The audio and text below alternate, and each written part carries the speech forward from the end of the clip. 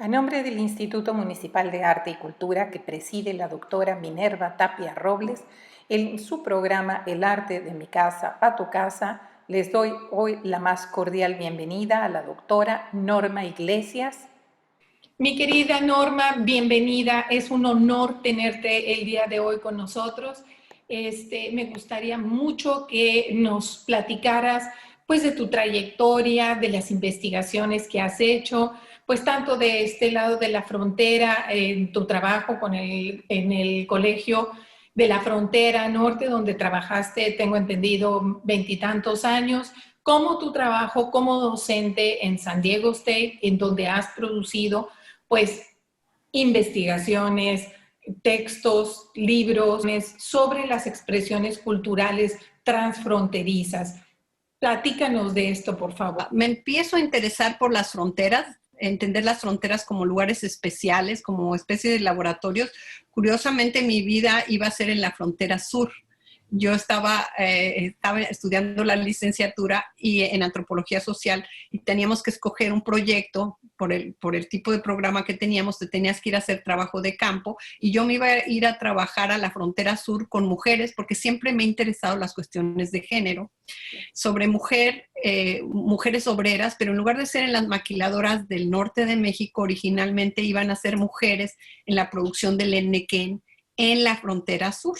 Cancelan esto y de repente surge que pues esta misma oportunidad de hacer trabajo de campo es a Ciudad Juárez y entonces mi vida cambia, me voy a Ciudad Juárez, hago el trabajo, la primera investigación sobre condiciones de trabajo de las mujeres obreras y me quedo encantada de la realidad de la frontera norte. Estaba justamente el doctor Jorge Bustamante pensando en formar el Colegio de la Frontera Norte. Tenían una oficina de estudios fronterizos en el Colegio de México. Me invitaron a hacer trabajo de campo. Curiosamente, yo estaba buscando trabajo para juntar dinero. Imagínate, una estudiante universitaria, yo necesitaba juntar dinero. Me invita Jorge Bustamante. Me dijo, oye, ¿no te quieres venir de investigadora? Yo estaba por terminar la licenciatura.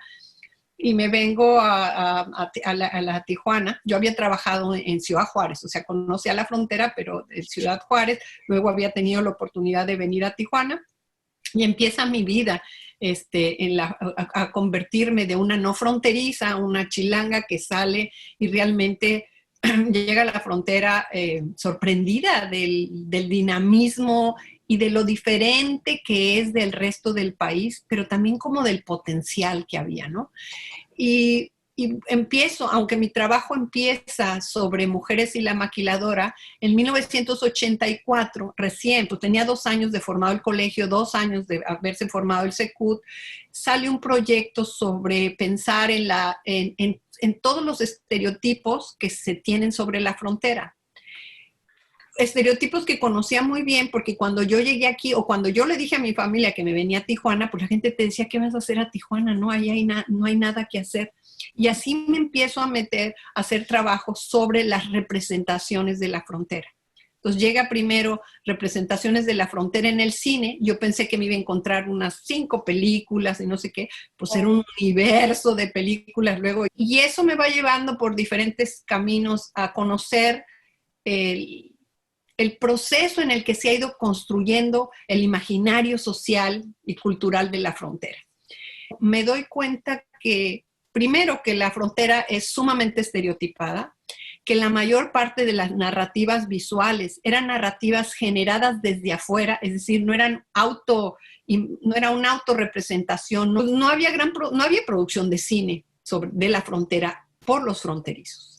Entonces me meto al mundo de la producción del video. Y también ahí coincide que mi trabajo, cuando estoy analizando la producción de los videos o de la autorrepresentación fronteriza, se da un cierto inicio de un boom de las artes visuales en Tijuana, en donde los artistas no eran solo videastas, sino empiezan a hacer instalaciones o artistas multidisciplinarios. Y bueno, me voy metiendo al mundo de la producción del arte, al rol de las instituciones para impulsar sus carreras.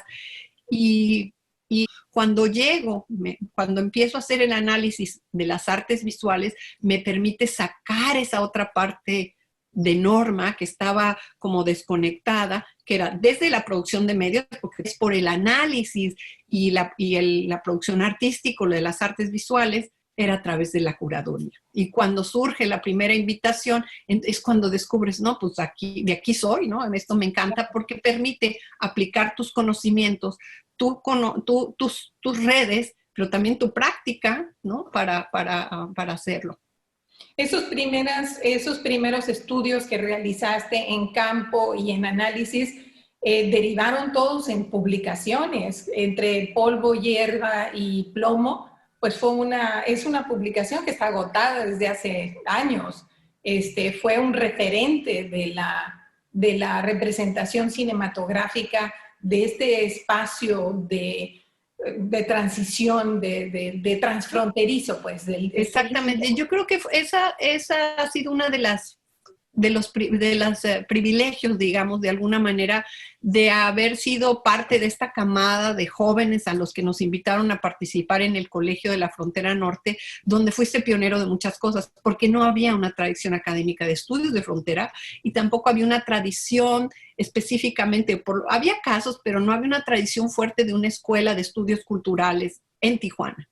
Y entonces, pues estos que empezamos, Manuel Valenzuela, Amelia Malagamba, o sea, los que empezamos, pues estaba todo por hacerse. Lo que publicaras iba a ser pionero. Entonces, si trabajábamos cine, pues nadie más antes había trabajado cine. Trabajabas cultura obrera, eras la primera. Trabajas artes visuales, ¿no? Entonces, abres campo. Y sí, se convirtió en un referente porque no solamente explico y analizo, pionero en términos de haber hecho un análisis de cine de manera diferente. Analicé las películas, pero también hice entrevistas con los productores y también hice entrevistas con el público que le gusta estas películas, especialmente en Estados Unidos, porque me di cuenta que las películas de la frontera, aunque son malísimas, digamos, estéticamente nada más uno pierde el tiempo cuando las analiza, porque ya sabes de cómo van a terminar desde que las ves, pero la potencia o la importancia de estas películas tiene que ver cómo el público, que ha sido invisible, la mayor parte de nuestros connacionales que están en Estados Unidos, es la primera vez que se ven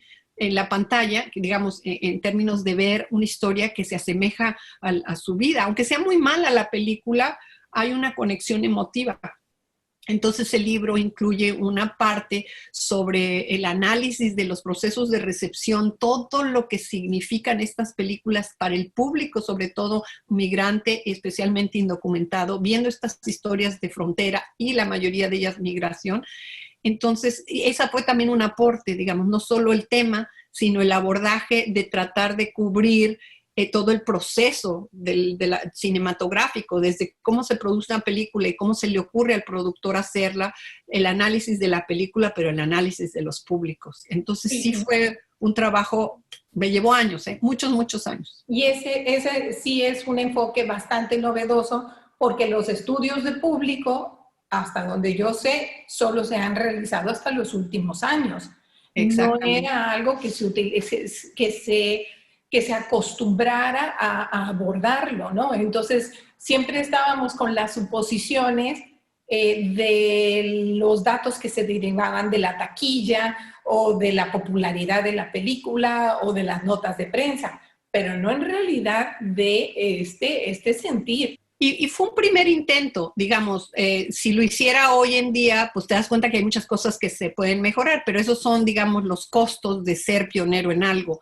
Y aunque este trabajo, esto que se publicó fue mi tesis de maestría, porque ya estando en el colegio había que seguirse formando, porque en el colegio para permanecer tienes que tener el grado de doctor. Claro que cuando empezó el colegio nos dieron oportunidad de irnos formando. Ahí esta primera camada de investigadores que nos contrataron, pues crecimos con el colegio.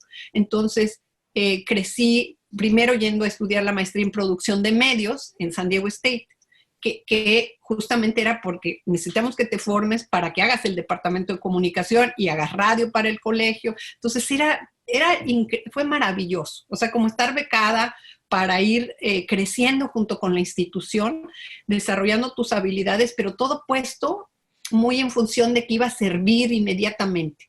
Mi tesis de doctorado en análisis de recepción por género, una película feminista extremadamente feminista, evidentemente feminista para el público, cómo reaccionaba el público, cómo la leía, cómo se lo apropiaba el auditorio en términos de género y sexualidad. Entonces hicimos grupos de discusión que tenían que ver hombres, mujeres, jóvenes por dos generaciones contrastantes y sexualidad, heterosexuales y homosexuales, y cómo opera el género y la sexualidad como un lente al interpretar o apropiarte de que el cine en sí mismo es una tecnología de género, funciona jerárquicamente en estructuras muy patriarcales. Entonces se combinaba, era una buena opción para hacer análisis de cómo el género opera, y después yo creo que opera en todo, opera como unos lentes a través de los cuales ves la realidad y evidentemente también ves y te conectas con la película.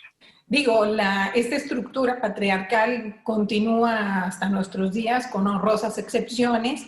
Está estructurada de manera tan vertical, porque el cine es el director, ¿no? Así va, no es una producción realmente horizontal. Y la aportación de muchas mujeres cineastas es tratar de desverticalizar la producción. Es decir, cómo podemos producir, porque es un trabajo de equipo, de manera menos jerárquica. O sea, cada quien distribuyendo sus roles, pero menos vertical y un poco más horizontal, ¿no? Más de tipo colectivo.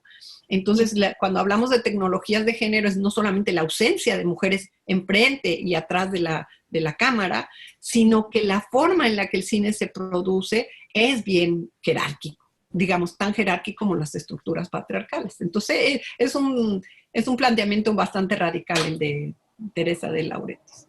Sí, y después también has hecho trabajo en maquiladoras y tienes un libro muy importante que sí me gustaría mucho que abordaras, Emergencias, que es hablando de las expresiones artísticas en Tijuana que mencionaste. Sí, mira, el Emergencias surge de alguna manera también, quizá me estoy dando cuenta ahora que haces la pregunta de que tengo una forma de tratar de abordar la realidad. Entiendo que la realidad es compleja y que uno como analista lo que hace es que corta un pedacito de realidad para analizarlo, pero que pues hay todos otros elementos que son centrales. Emergencias lo que buscaba, bueno, era un proyecto académico que surge en el Colegio de la Frontera y que buscaba analizar tres ejes principalmente. El de los artistas y entender como muchos o la mayoría de los artistas, estudié 30 casos, de los artistas que estudiaba, la gran mayoría de ellos no estaban graduados, no habían ido a una escuela de artes, porque no había una escuela de arte, y bueno, algunos iban y tomaban algunos cursos como de fotografía o cosas así en el Southwestern College, aquellos que tenían oportunidad de cruzar, pero digamos, no había escuelas de arte, entonces me interesaba ver cómo había sido su vida para tomar la decisión de ser artistas primero, qué les había significado en su vida y todo el trayecto para aprender, ¿no? Ese know-how, cómo se hace artista, cómo te nutres, quién te enseñó, y después analizar de cada uno de ellos una producción específica, un proyecto desde que se les ocurre hasta que lo llevan a cabo. Ese era el primer parte, el nodo, digamos, de los artistas y todos los dilemas de su vida para convertirse en artistas y lo que había significado en su vida, en su proceso de vida, pero y también cómo producen, cómo crean, cómo se inspiran, que es bien difícil. El segundo eje era exactamente estas trayectorias de los artistas se pueden dar cuando hay un apoyo de instituciones, ¿no? Que te promueven. Y evidentemente la institución que ha promovido o que principalmente promovió a los artistas, las carreras de los artistas visuales, sobre todo, digamos, desde los 80 hasta la fecha, pues fue el Secut. El Secut, es decir, cuando tú ves a los artistas de Tijuana y analicé sus currículum, su primera exhibición, su primer solo, ¿no? O su primera exhibición es en el Secut. O podía ser en una galería cuando había unas pequeñas galerías, pero digamos, el Secut era el lugar en donde había que pisar como una exhibición colectiva o individual, y de ahí saltabas a otros lados. Si saltabas al otro lado de la frontera o saltabas a la Ciudad de México, pero entonces me di cuenta que el Secut era un articulador de las trayectorias de los artistas, sino que había que analizar la trayectoria del Secut. Entonces me metí a los archivos, que ya estaban, algunos de ellos ya estaban ahí, para hacer un análisis de todas las exhibiciones, probablemente esté incompleta, pero con esto hice todo el análisis de todas las exhibiciones de artes visuales y patrimonio cultural, desde que surge el Secut hasta el 2008. Que es el año en el que yo estaba trabajando, no podía ser, y además estaba formando parte del comité asesor curatorial, que me invitó a formar parte Carmen Cuenca, y esa fue pues cuando ella se da cuenta que estoy haciendo este proyecto, me dijo, oye, esto está maravilloso, nos interesa como Secut, pues saber qué estás encontrando, porque eso nos puede ayudar a generar políticas para apoyar a los artistas, porque cualquiera que haya hecho análisis sobre la producción del arte en Tijuana sabe que uno de los nudos es que no hay dinero para apoyo para la producción de los artistas, así que la mayoría lo sacan de su bolsillo, ¿no? Entonces, esto podía convertirse en un elemento de ver trayectorias, de justificar que el Secut era una institución que hacía despegar trayectorias de artistas, que era muy importante en su trayectoria artística. Y la otra es la ciudad en sí misma. Porque Tijuana tiene una particularidad, ¿no? ¿Por qué en Tijuana hay tanto artista? O sea, ¿qué tiene, qué ofrece Tijuana como paraíso para los artistas que genera tanta atracción, primero a los artistas locales y después muchos artistas que han venido a hacer residencias, porque es un lugar impresionante, es un lugar sumamente atractivo para cualquier creador, porque es como una bofetada, no puedes hacer como que no pasa nada, es una ciudad intensa, visual, que atrae. Y los artistas, cuando más produces es cuando hay esto, cuando hay crisis, cuando hay rupturas, cuando hay retos, es un estimulador. Entonces estaban los tres ejes, la ciudad. Entonces el primer tomo, Emergencias, era el tomo 1. Lo que se publicó fue el tomo 1, que es solo la ciudad. Cambia la administración y yo pierdo la oportunidad de que se publique el tomo 2 y el tomo 3. El tomo 2 es el de el análisis de las exhibiciones, y el tomo 3, que es el de las trayectorias de los artistas. Este trabajo lo tengo todavía en archivo, se está haciendo viejo, probablemente cuando lo publique pues ya va a ser más bien como un trabajo histórico, pero hay una riqueza impresionante, porque aunque no sea tan actual, pues tengo a varios de los artistas que ahora son muy famosos, ¿no? Claro. Y que tengo registrados pues, sus inicios, sus dilemas y su despegue a través de su participación en el Secut y en otras pequeñas exhibiciones. La ciudad, decíamos, este espacio que no solamente es el taller de los artistas, es el inspirador, el que provee de materiales, de dilemas, la institución y el artista.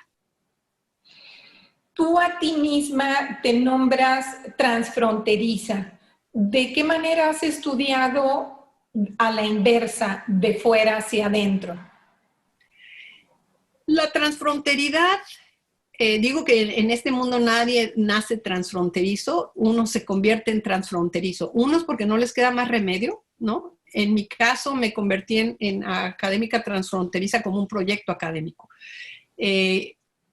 Quienes estudiamos la frontera, normalmente, y sobre todo estás en congresos, en conferencias, te das cuenta que los estudiosos de la frontera del lado mexicano, y esto pasa en Brasil y Colombia, o en la frontera de África, de Ceuta y Melilla, donde están los que estudian la frontera desde el lado de África y los que lo hacen desde Europa, en general son comunidades que, aunque en teoría cuestionamos las fronteras, en nuestra práctica las reproducimos. Entonces, la mayoría de los investigadores de frontera de México estudian hasta donde llega la frontera. Entonces, yo estudio la producción cultural aquí, ¿no? Y me paro. La mayoría de los mexicanos leen autores en español. La simetría nos forza a los mexicanos en que lees en inglés, pero pues tú empiezas a estudiar la frontera en Estados Unidos y la gente igual para con la frontera, no leen casi a nadie en español. Es decir, que la frontera opera para separar el universo. Y cuando uno trata de analizar la frontera más allá de la demarcación, generalmente son a partir de colaboraciones. Oye, yo te invito y tú haz la parte de allá y yo hago la parte de acá. Yo dije, no, no puede ser. O sea, el investigador, si realmente quieres entender la frontera, tienes que ir como los flujos de lo que estudias. Y si yo estudio la cultura y la cultura es fluida y va y viene, pues mis proyectos y yo como analista tengo que ser tan fluida como eso. Tengo que entenderla en inglés y en español, de sur a norte, de norte a sur y como se ponga, ¿no? De idas y venidas. No me puedo parar, porque si no, de alguna manera no estoy cuestionando la propia noción de frontera como algo que te para, ¿no? No, la frontera es una oportunidad. Y si la frontera es una oportunidad o es algo más, pues tú lo tienes que hacer en tu práctica y en tu vida cotidiana. Y trato de que el Spanglish sea parte de esta manera de pensar, porque así es como funcionan los procesos culturales, ¿no? O sea, de la gente que ha vivido y estudiado, y tú lo sabes, ¿no? Vas y vienes, que ni la contaminación se para de un lado a otro, ¿no? Ni la comida, ni nada. O sea, entonces busqué de también aplicarlo en mi vida personal, cómo educaba a mis hijas, en las oportunidades que les da, cómo podía yo contribuir a ser yo para formar sujetos globales. Porque lo que ahora tenemos que hacer son pensadores críticos, como profesora, ¿no? Y como investigadora, pues es formar recursos humanos críticos, tremendamente críticos, porque la complejidad de nuestros problemas hoy lo demandan, pero también que no operen con los esquemas de lo nacional, porque en un mundo globalizado lo nacional te explica un poquito, pero no solucionas nada. Y la pandemia nos lo está diciendo.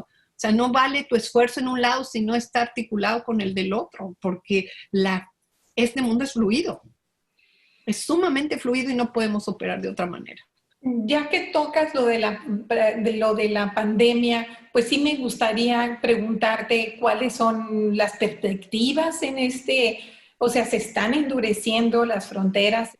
Mira, yo creo que la pandemia, el COVID y la pandemia, lo que ha pasado es que ha puesto una lupa enorme que ha agrandado cualquier posición.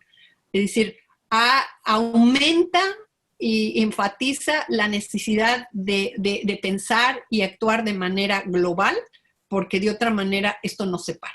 Y ve las articulaciones. Esto es pandemia justamente por la fluidez en que la gente se movió, y ningún Estado-nación tendrá el control de esto mientras no se pare, ¿no? la influidez, no solo de personas, porque los productos siguen llegando, ¿no? Es decir, que el mundo globalizado está ahí, no podemos pararlo.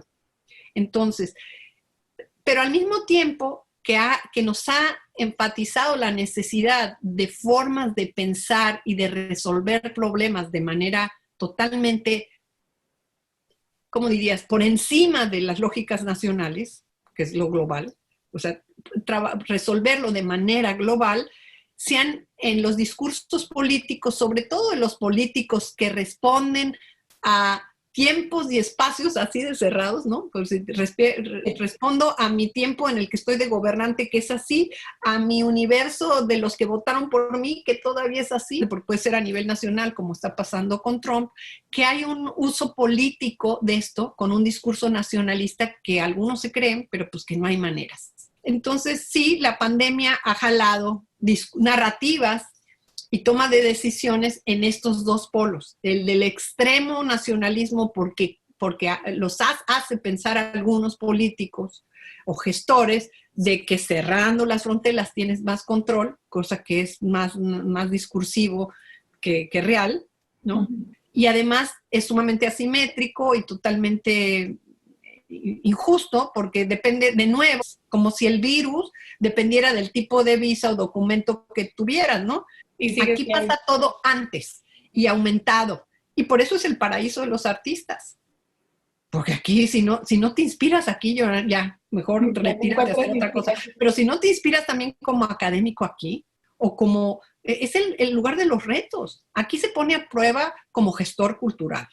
Hay que siempre analizar por lo menos estas 4 dimensiones. El espacio es su localización geográfica. la localización geográfica explica mucho de lo que sucede, ¿no? Todo tiempo es el tiempo histórico, la condición, y en la condición es tanto la condición social como las múltiples condiciones individuales. En Cobel es la velocidad del cambio, y ese es uno de los mayores retos, que lo tenemos nosotros los investigadores, pero estoy segura tú, Monse, que cuando estás como haciendo tus proyectos, cuando ya lo vas a aplicar, ya cambió. Sí. O lo haces rapidito y lo aplicas, o ya no sirve, porque la velocidad del cambio es brutal, digamos, en el mundo, pero particularmente en las fronteras, que es donde primero pasa y donde primero cambia. Sí. Yo creo que el hecho de que los artistas locales de Tijuana hayan tenido todo este auge y este reconocimiento en Estados Unidos tiene que ver un poco con la forma en la que la frontera en general ha funcionado.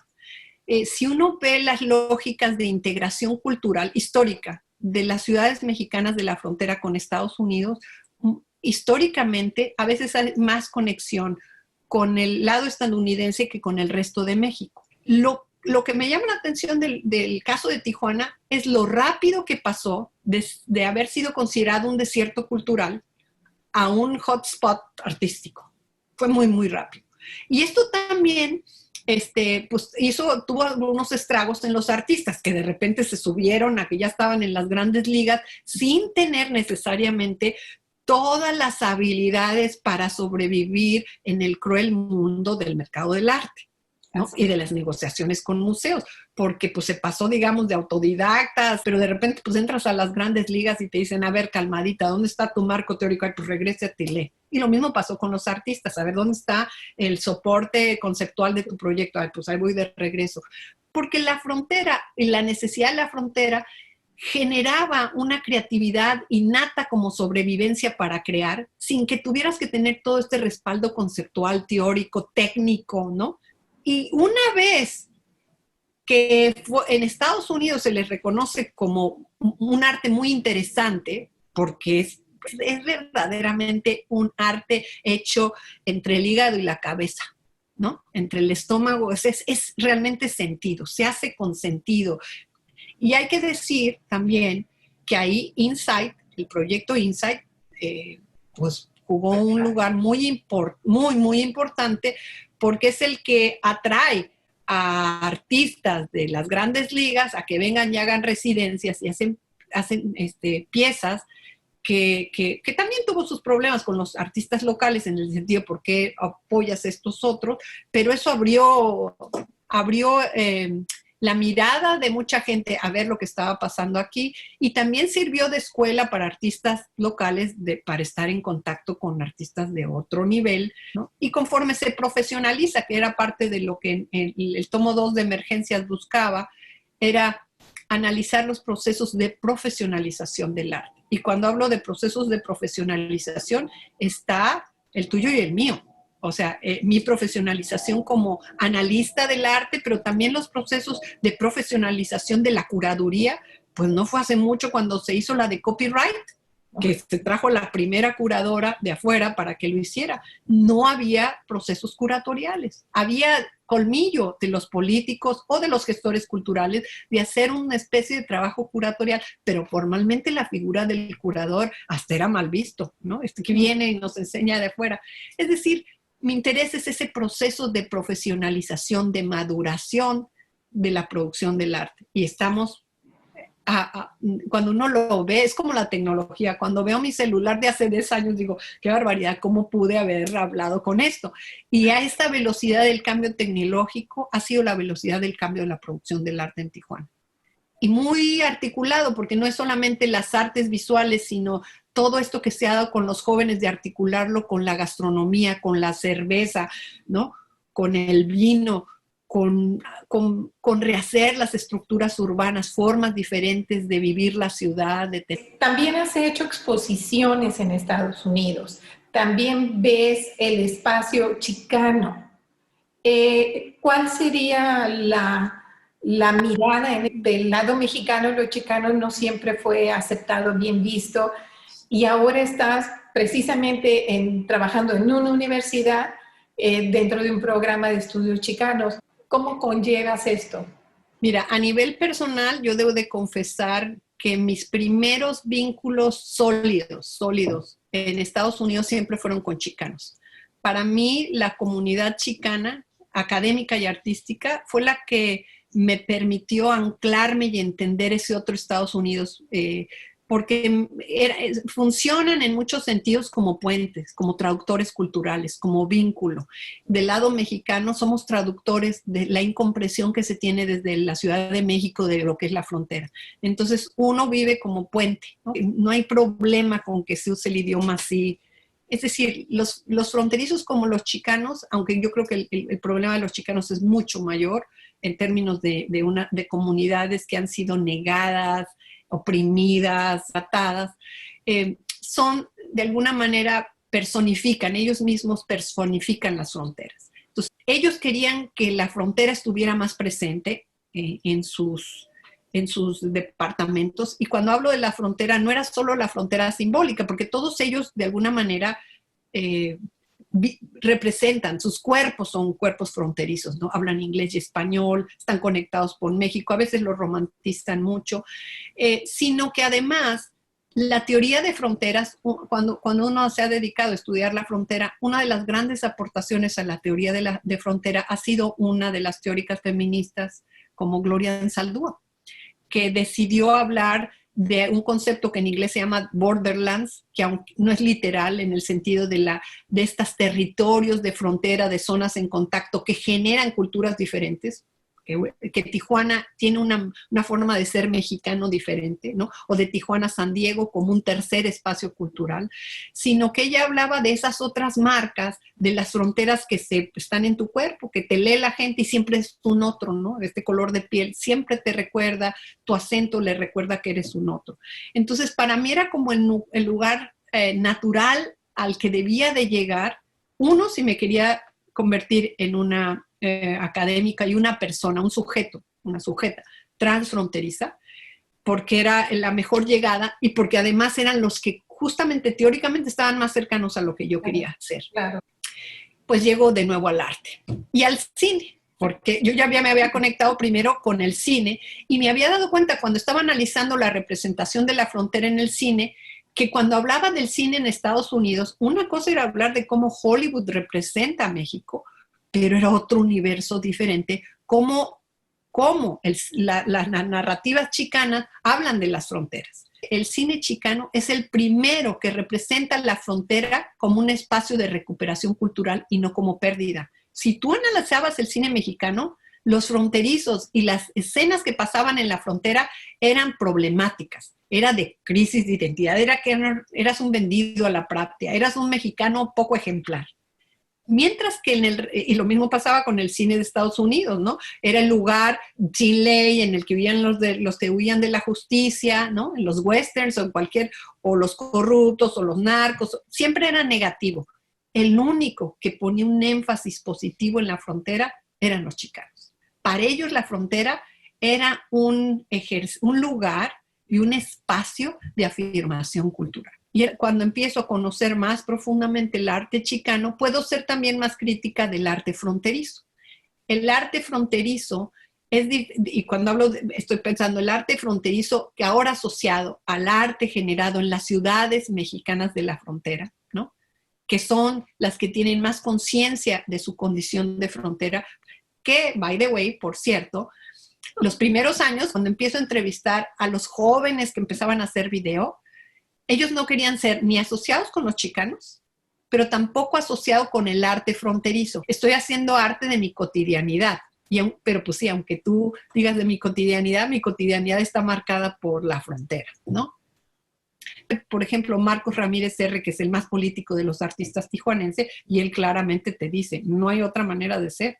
Somos animales políticos y por lo tanto, cualquier hacer de nosotros es un acto político. Pero hay otros que quieren trabajar despolitizando el arte a partir desde otros francos, ¿no? Otros espacios. Lo personal, lo íntimo.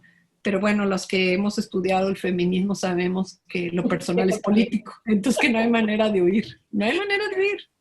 No hemos hablado de la investigación que se requiere hacer sobre las artes de Tijuana porque no está hecho. O sea, las artes pues se hacen, pero luego hay todo hay un universo a su alrededor para entenderlos, para difundirlos, o sea, no, y además, pues, la figura del curador es tan importante, pero también hay mucho desconocimiento. Total, absoluto. Primero del público y también a veces hasta institucional, ¿no?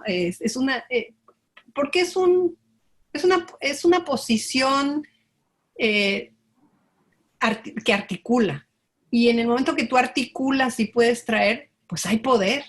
O sea, el curador tiene su poder.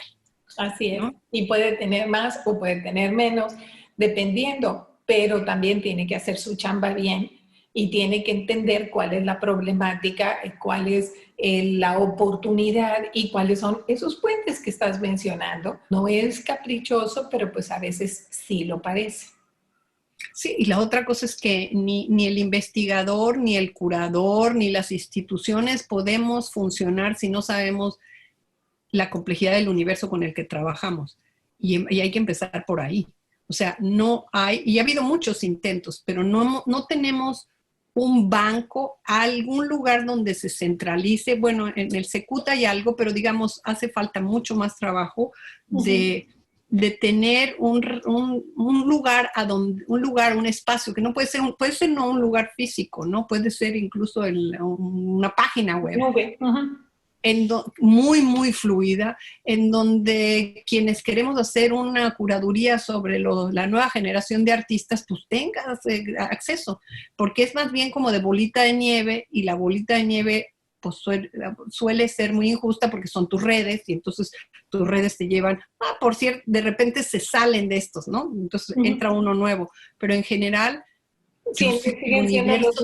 el universo de artistas, cuando me dicen de ciertos proyectos, digo, wow, estoy pero perdida. O sea, perdida en el sentido que no voy, ahí está lo del Spatenkobel, como analista, yo no tengo la capacidad de crecer y de ampliar mi red al nivel y a la velocidad con la que la comunidad artística, bueno, comunidades, porque ni siquiera hay una articulada, o los grupos de artistas, o los individuos, o los artistas crecen. Entonces, siempre